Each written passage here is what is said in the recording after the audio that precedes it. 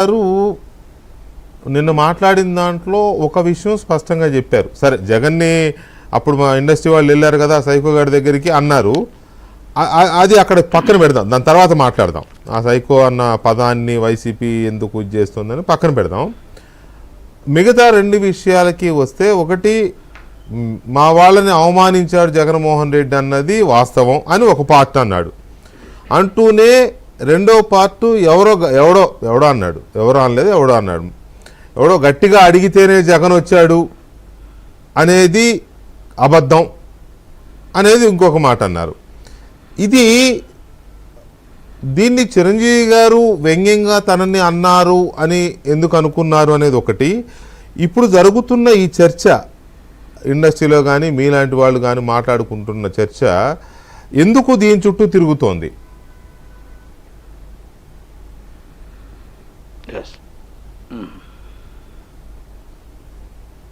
చెప్పండి కుమార్ గారు.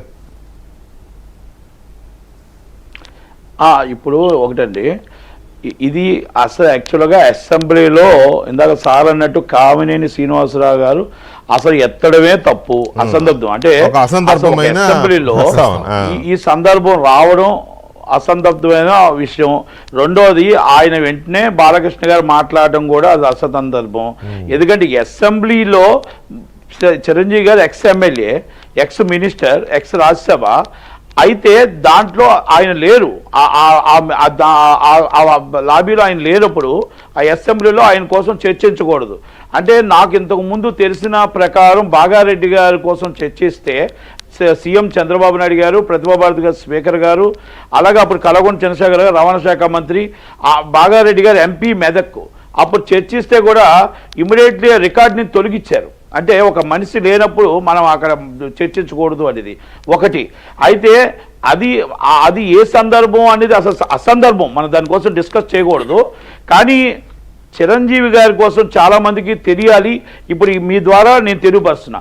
ఎందుకంటే చిరంజీవి గారి దగ్గరికి అప్పుడు RRR సినిమా రిలీజ్ ఉంది, ఆచార్య రిలీజ్ ఉంది, సో మెనీ మూవీస్ రిలీజులు ఉన్నాయి. అంతకుముందు 3 సంవత్సరాలు ఎవరిని కూడా కలటానికి అటు ఇటు కూడా రావడానికి ఎవరికి లేదు, అవకాశాలు లేవు. ఇండస్ట్రీని వాళ్ళు విజయ్ కుమార్ రెడ్డి గారు, ఒక పేరు నాని గారు సినిమాటోగ్రఫీ మినిస్టర్, వీళ్ళందరూ కూడా రానివ్వకుండా ఎవరిని అంటే కమ్యూనికేషన్స్ గ్యాప్స్ వచ్చాయి. అప్పుడు వీళ్ళంతా వచ్చి జెమినీ కిరణ్ గారు, మన రాజమౌళి గారు, దాని గారు, సో మెనీ పీపుల్స్ అందరూ కూడా చిరంజీవి గారి దగ్గరికి వచ్చి అన్నగారు ఇలా జరిగింది, ఇండస్ట్రీ గ్యాప్ వస్తుంది, సినిమాలు ఇండస్ట్రీలో నాశనం అయిపోయేటట్టున్నాయి, ఈ సినిమాలు ఇంత బడ్జెట్ పెట్టాం, ఇది నేషనల్ మూవీస్ కనుక ఈ మొత్తం టోటల్గా RRR ఇవన్నీ రిలీజ్ అవ్వాలి, మీరు కొంచెం చనువు తీసుకొని మాట్లాడాలి అని చెప్పడం వాస్తవం. ఎందుకంటే దాంట్లో నేను ఉన్నాను కాబట్టి.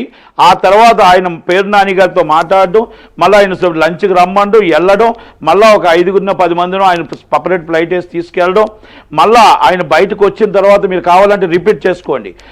అది ఆయన బయటకు వచ్చిన తర్వాత చిన్న సినిమా నిర్మాతల కోసం, పెద్దవాళ్ళ కోసం, అందరి కోసం మాట్లాడడం.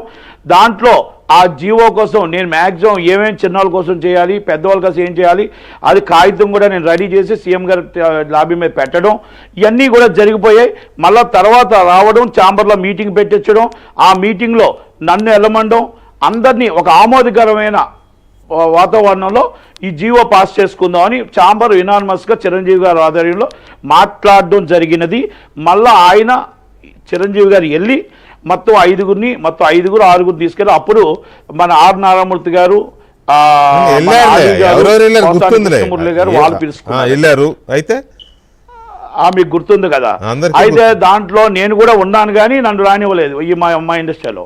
అయితే ఓకే, అయితే దాంట్లో ఇది మొత్తం అందరిని తీసుకెళ్ళడం, అక్కడి నుంచి బయట ఆపి మన ఎక్కువ మీకు ఎన్నోసార్లు కూడా డిస్కస్ చేసుకున్నాం.